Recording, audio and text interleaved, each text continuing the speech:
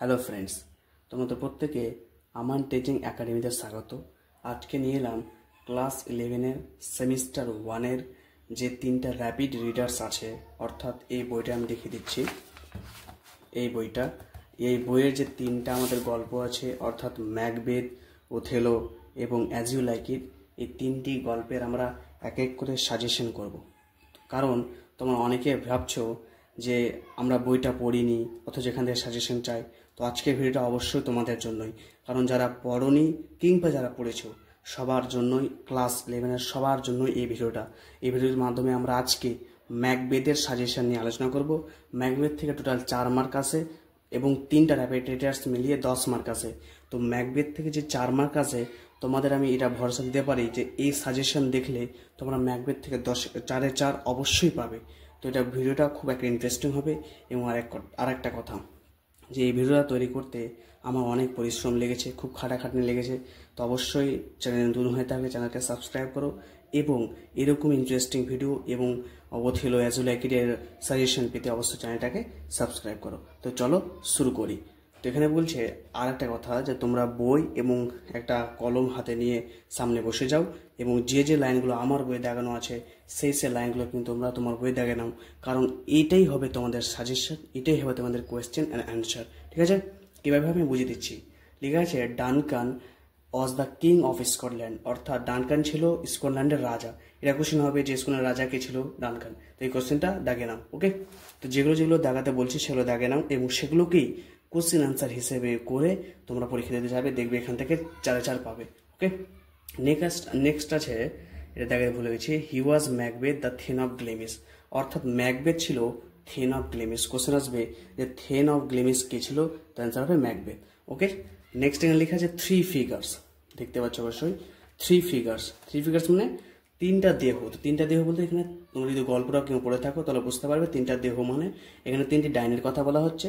তো এখানে 3টি ডাইনির কথা বলা হচ্ছে। প্রশ্নটা হবে এভাবে যে ম্যাকবেথ গল্পে কটা ডাইনির কথা উল্লেখ ছিল? তার অ্যান্সার হবে 3টা। তার জন্য আমি এটা এই লাইনটাকে বা এই ওয়ার্ডটাকে আন্ডারলাইন করেছি। ওকে, নেক্সট হচ্ছে আনআর্থলি ক্রিয়েচার।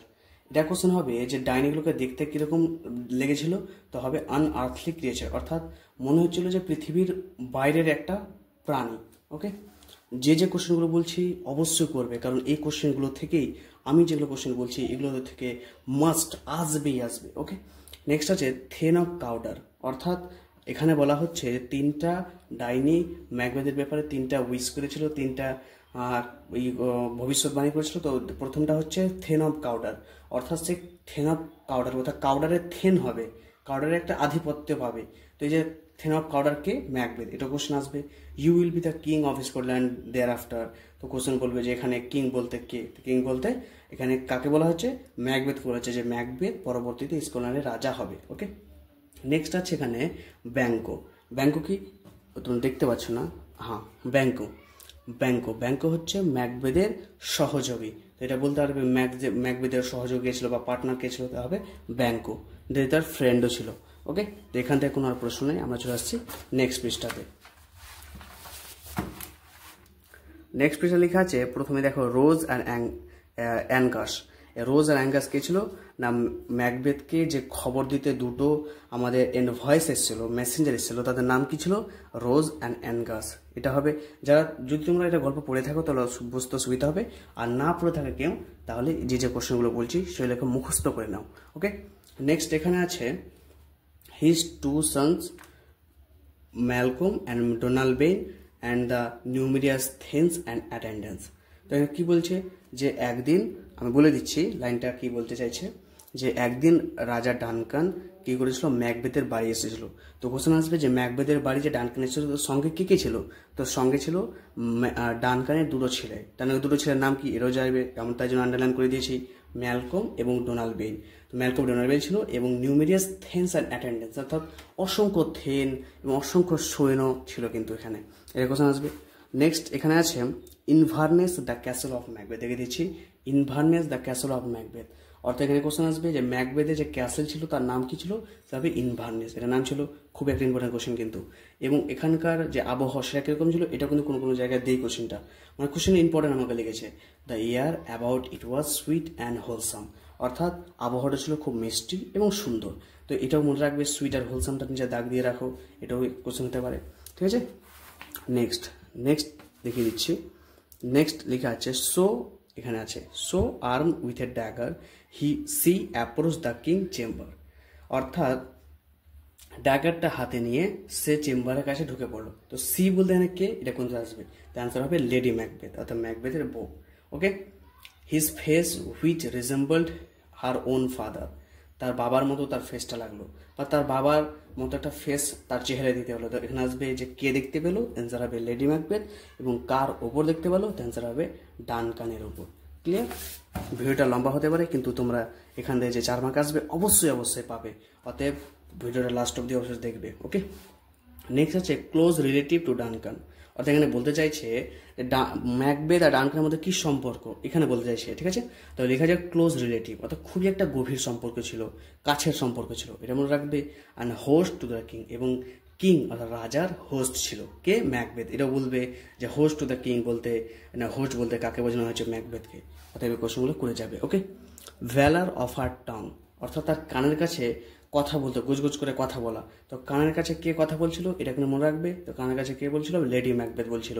এটা লেখা, আমি যেগুলো কথা বলছি এগুলো তোমরা যদি মানে এখানে যদি না পাও তাহলে অবশ্যই লিখে রাখবে, কারণ এটাই হবে কোশ্চেন, এটাই হবে তোমাদের সাজেশন, এখান থেকে অবশ্যই কমন পাবে। ওকে, dagger hanging in the air with the handle pointed towards him and there were drops of blood on tip and blade of the dagger, অর্থাৎ এখানে বলতে চাইছে যে যখন ম্যাকবেথ ডানকানকে মারতে গিয়েছিল তখন কোশ্চেন আসবে যে মানে যে ড্যাগারটা, সেটা ড্যাগারটা কোথায় ঝুলছিল, এটাই কোশ্চেন হবে। অ্যান্সার হবে ইন দ্য এয়ার, অর্থাৎ বাতাসের মধ্যে।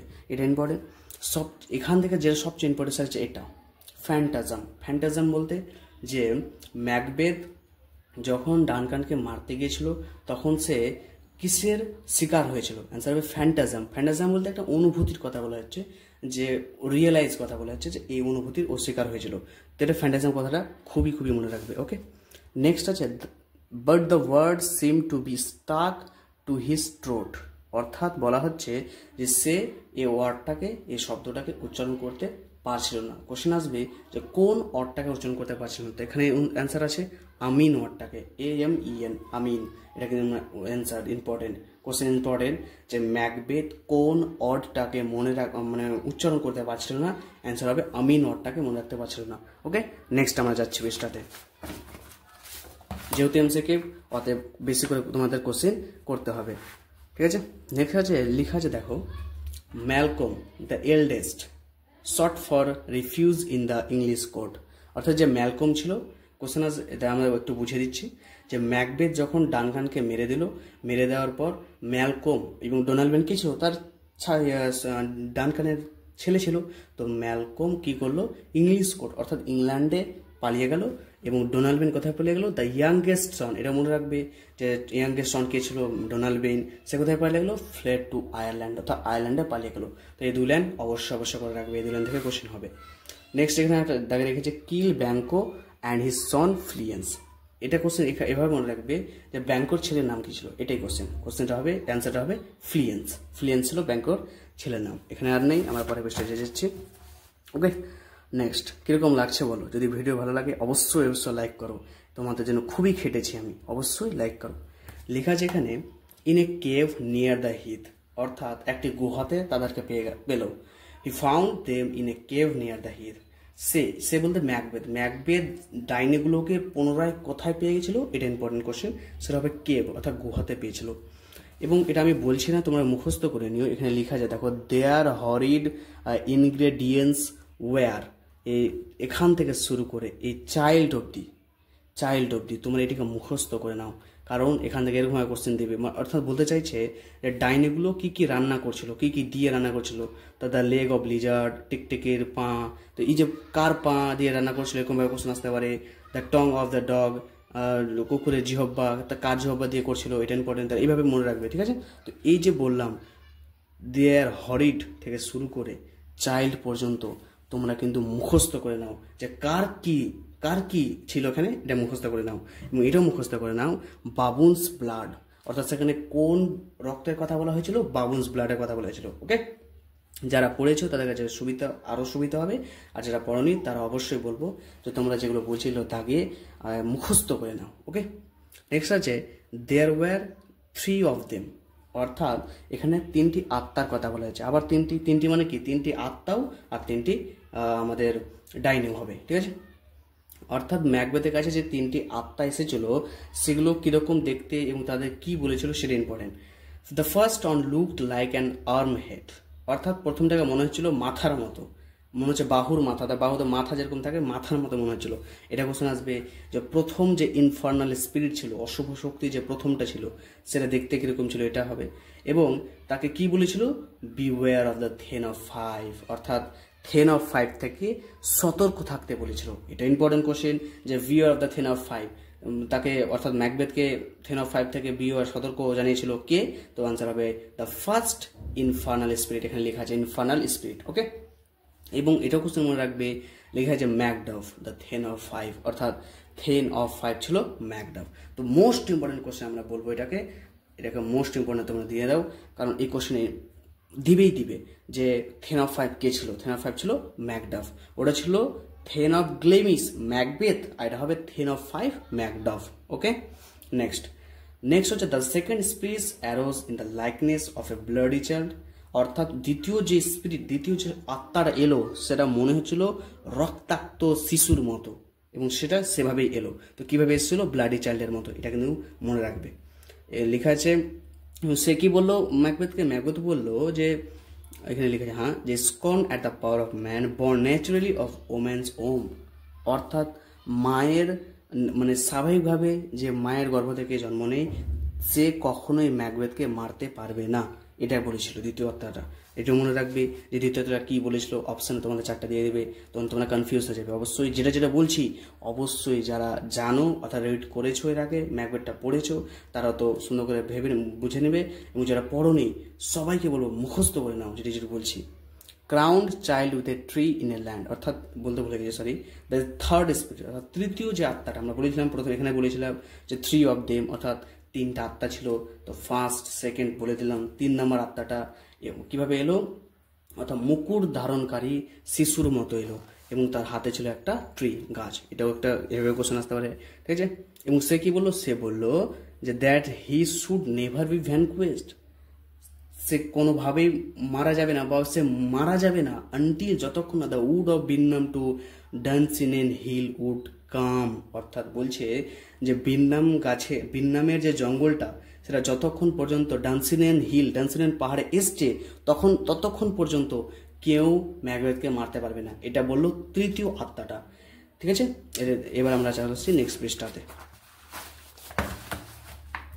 নেক্সট পৃষ্ঠাতে কি বলছে, নেক্সট লেখা আছে এর মনে রাখবে 8 শ্যাডোজ, অর্থাৎ ম্যাকবেথকে 8টা ছায়া ঘিরে ফেলেছিল।